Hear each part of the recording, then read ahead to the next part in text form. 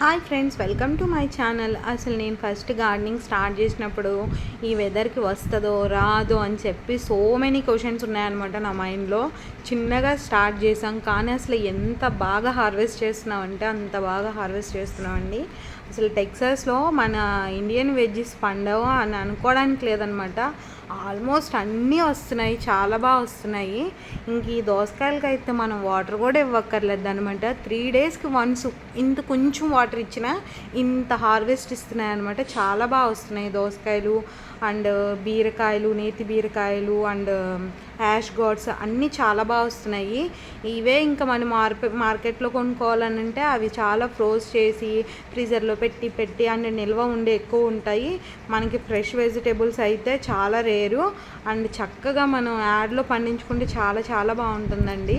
నాకైతే చాలా బాగా అనిపించింది. Thanks for watching.